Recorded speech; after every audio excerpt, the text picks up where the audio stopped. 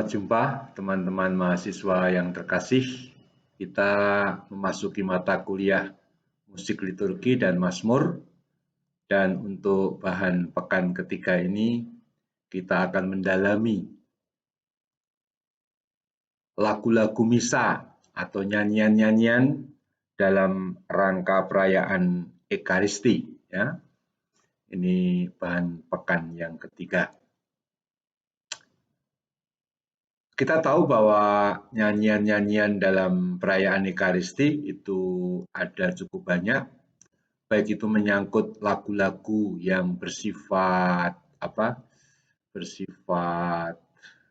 tetap, yaitu khususnya ordinarium, tapi juga ada nyanyian-nyanyian yang biasanya bisa diganti-ganti seperti pembuka, persiapan persembahan, komuni, penutup, ya. Tapi juga ada aklamasi-aklamasi yang memang masuk dalam rangkaian TPE seperti Tuhan bersamamu, macam itu, ya. Oke, kita berdalam sekarang nyanyian pembuka terlebih dahulu. Nyanyian pembuka punya fungsi mengiringi perarakan petugas. Jadi ada 3, ya.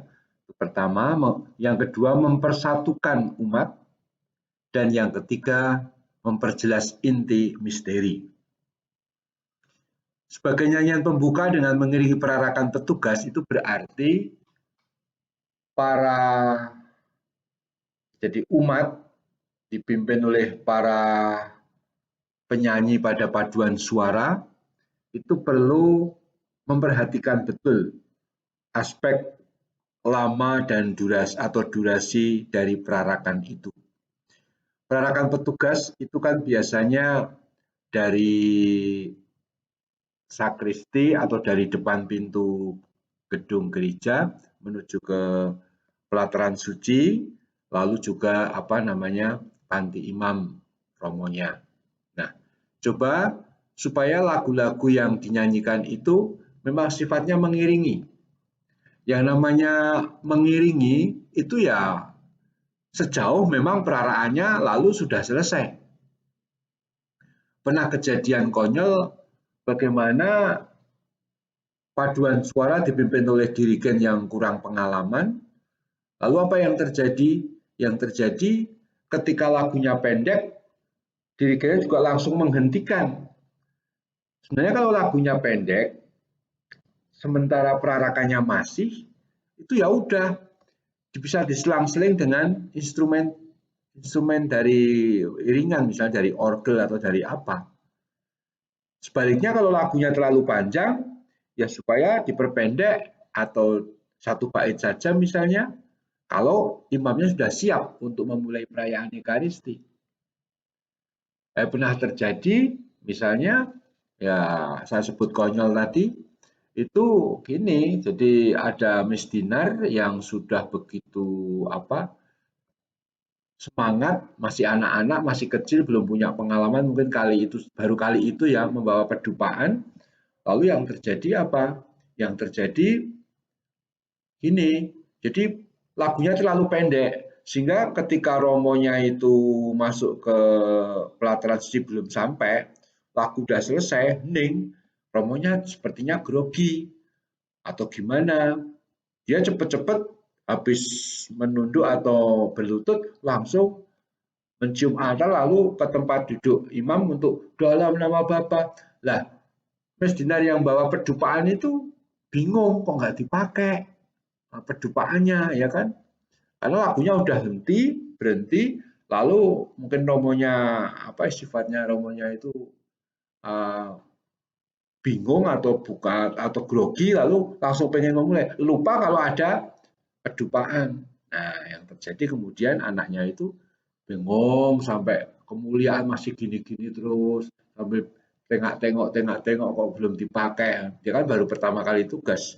Mestinya kalau sudah berpengalaman sebagai misdinar, tahu nggak digunakan ya sudah masuk ke sakristi atau keluar untuk mengganti bara, ya.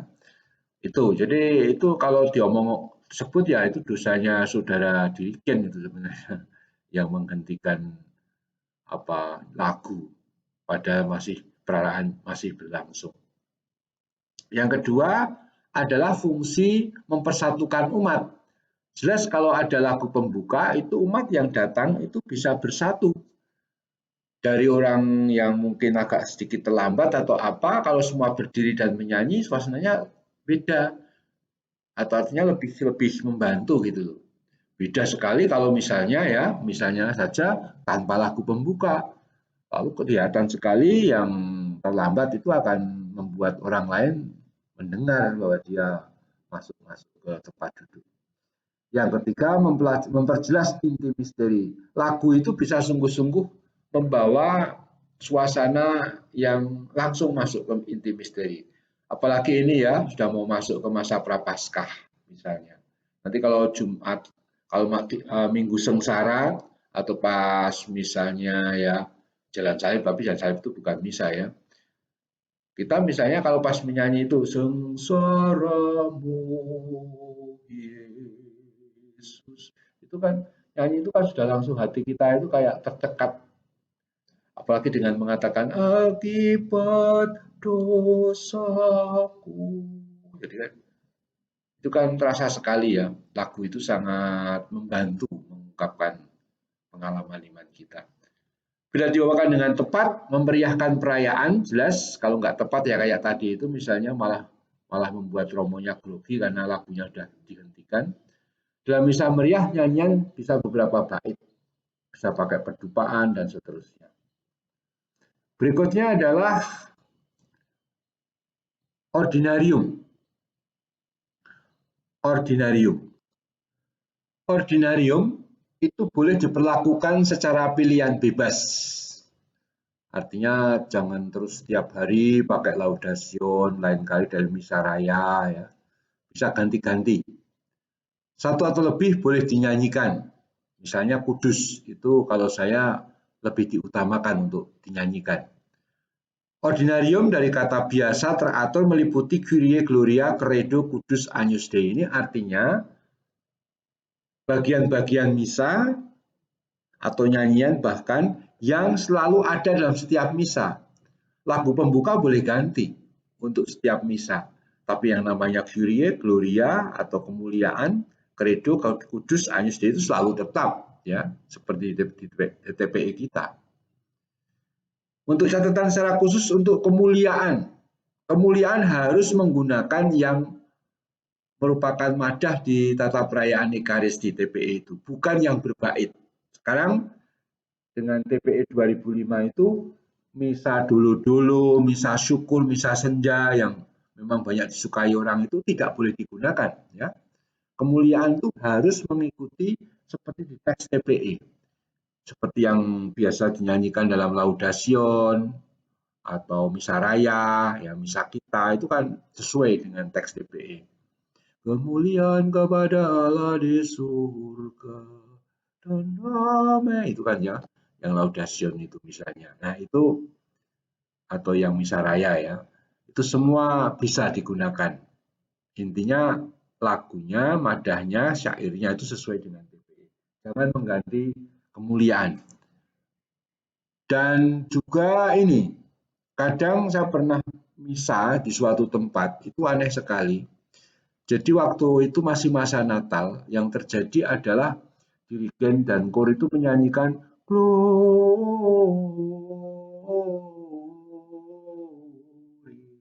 Ya, di lagu itu ya. Itu sebenarnya tidak pernah dicipta untuk bagian dari kemuliaan. Bahwa ada glorianya tidak melegitimasi atau mengesahkan dia sebagai pengganti lagu kemuliaan. Kemuliaan itu harus sesuai dengan TPE ya. Ordinarium tidak harus satu paket, meski dari sisi musik lebih baik sama. Maksudnya seandainya terpaksa, Kyrie itu misa raya, kemuliaan itu laudasion, kudus-kudus itu misa kita 2, boleh enggak Romo? Boleh, tapi secara musikalis memang lebih bagus kalau sama. Kemudian Mazmur Tanggapan dan Haleluya. Mazmur Tanggapan itu merupakan bagian yang tak terpisahkan dengan bacaan sebelumnya. Jadi bobotnya unggul karena dari kitab suci. Maka usahakan kalau hari Minggu dinyanyikan. Kalau hari biasa boleh diteraskan. Tapi prinsipnya Mazmur tanggapan ini diutamakan daripada nyanyian tanggapan sabda yang nyanyian-nyanyian itu. Ku renungkan sabdamu Tuhan. Atau lagu yang lain yang menjadi lagu-lagu yang dulu istilahnya itu antar bacaan. Oh ya, kata antar bacaan jangan digunakan lagi ya. Karena antar bacaan itu tidak punya fungsi cuma mengantar, cuma mengiringi, menyeling sebagai selingan. Tidak. Maksud tanggapan itu selalu merupakan bagian tak terpisahkan dari bacaan pertama untuk memperdalam, untuk memuji, meluhurkan sabda Tuhan yang baru saja disampaikan di bacaan pertama tadi. Jadi istilahnya itu memang bukan antar bacaan, tapi tanggapan sabda. Seandainya toh Mazmur tanggapan diganti dengan lagu tanggapan sabda, ya tentu itu sebagai pilihan yang sekunder atau yang karena mungkin juga darurat kalau nggak ada pemazmurnya atau apa. Sedangkan haleluya itu mempersiapkan hati umat menyambut Yesus yang hadir dalam Injil. Jadi poinnya kalau haleluya itu memang mempersiapkan orang ke Injil. Kalau Mazmur tanggapan itu untuk mendalami atau bersyukur atas bacaan tadi, kalau haleluya justru untuk menghantar atau menyambut sabda Yesus dalam Injil.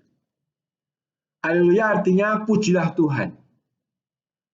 Maka ini sebenarnya haleluya itu dalam tradisi liturgi Kristiani awal merupakan pujian terhadap Dia yang bangkit. Makanya digunakan untuk masa Paskah dan di luar itu boleh kecuali masa Prapaskah. Masa Prapaskah kan diganti terpujilah Kristus Tuhan Raja mulia dan kekal gitu.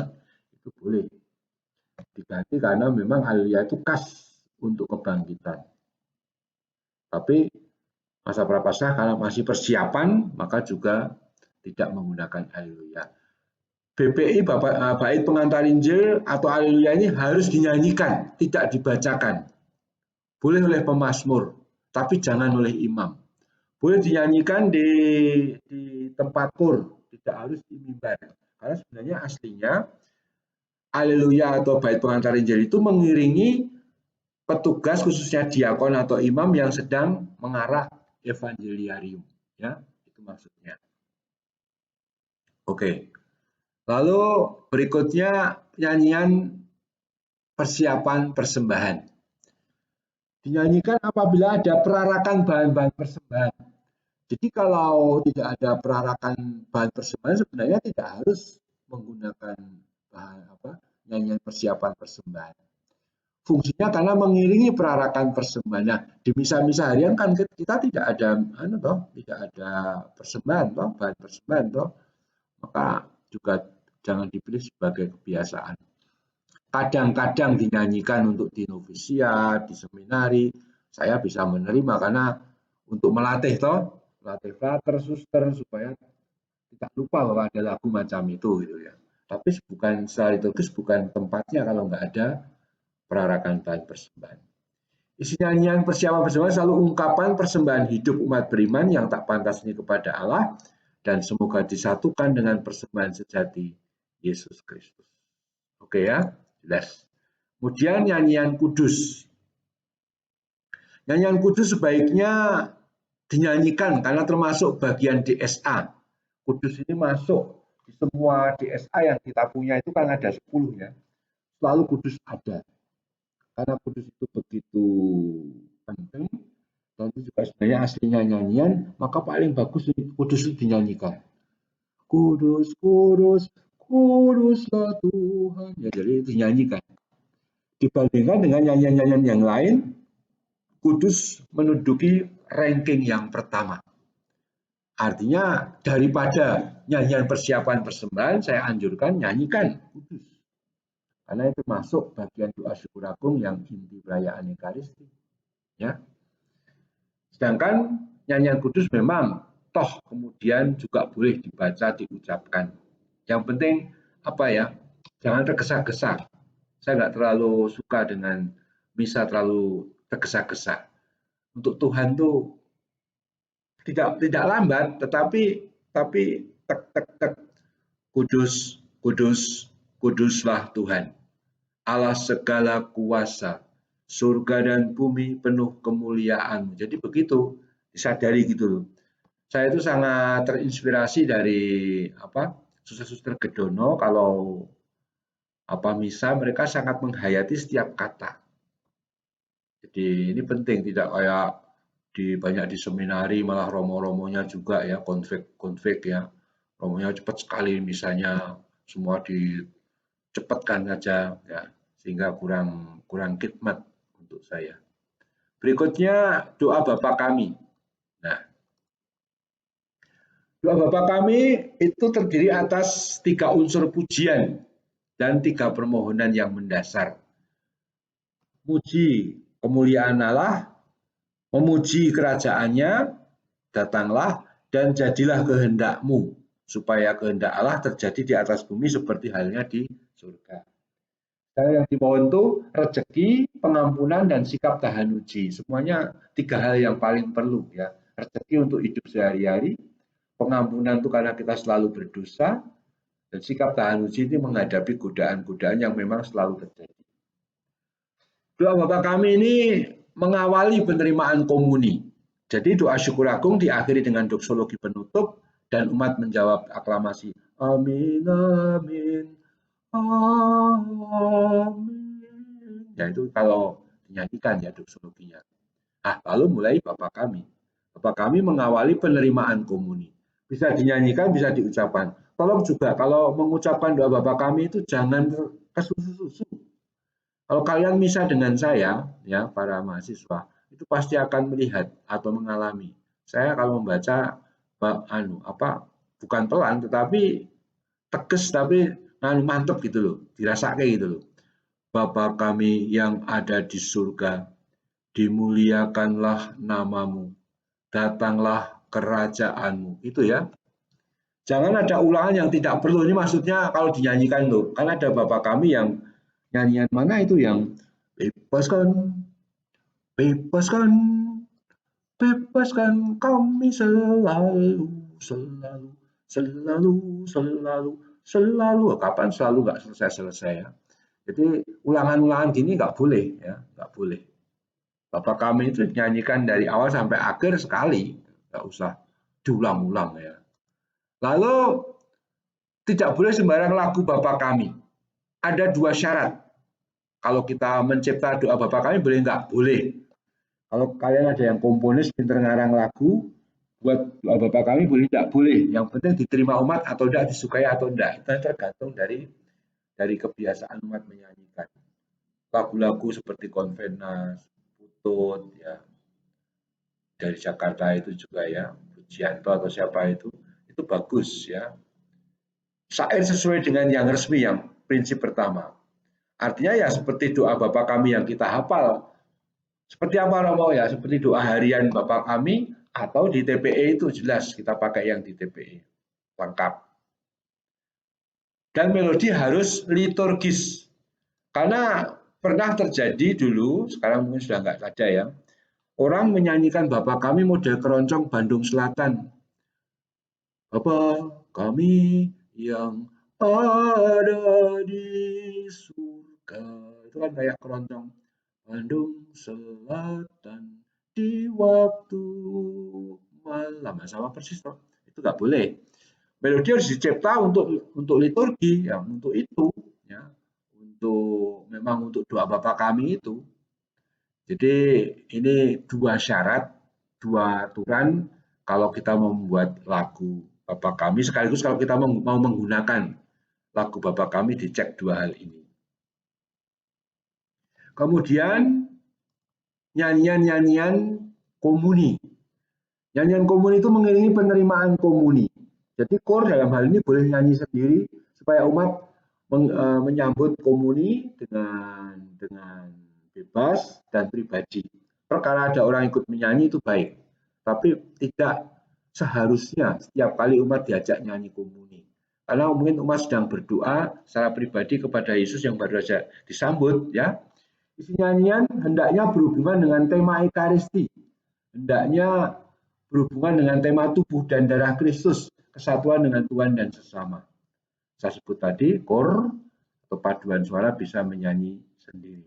Lalu madah pujian, kadang diisi dengan doa, kadang ya doa pujiannya itu berupa doa mohon perlindungan dari pandemi atau virus corona, ya kan, selalu didoakan itu setiap habis komuni itu.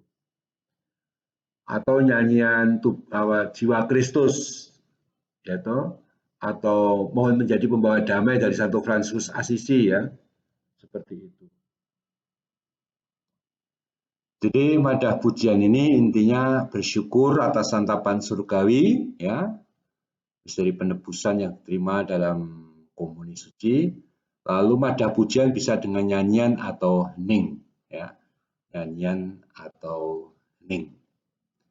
Kemudian lagu penutup, ya, ini terakhir.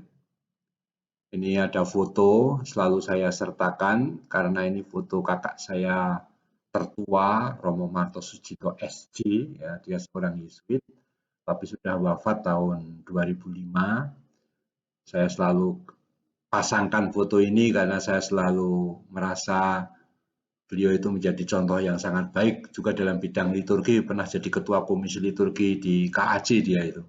Oke, lagu penutup itu mengiringi perarakan sukacita, ya. Jadi mengiringi perarakan suasana sukacita dan menyemangati perutusan. Jadi lagu-lagu penutup mesti membawa suasana orang itu sih gerak, gembira, gerak gitu, ya. Misalnya yang sesudah dirimu diselamatkan, jadilah saksi Kristus, itu kan bagus, itu sesuai gitu. Pulang tunggu dulu selesai lagu penutup baru kita pergi pergi, tapi sebaiknya duduk sebentar berdoa lah, ya. Nah, ini di foto ini menggambarkan bagaimana umat ini foto di Gereja Santa atau Paroki Blok di Jakarta ketika kakak saya Romo Marto masih di sana.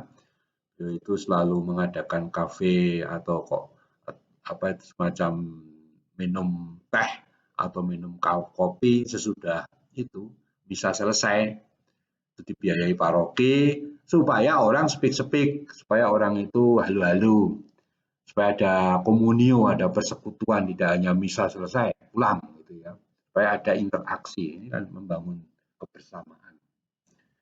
Nah, ini teman-temanku, itulah akhir dari penjelasan lagu-lagu dalam TPE. Nanti dalam Zoom meeting kita bisa mendalami lagi juga kalau ada pertanyaan-pertanyaan. Itu ya, sekian, terima kasih.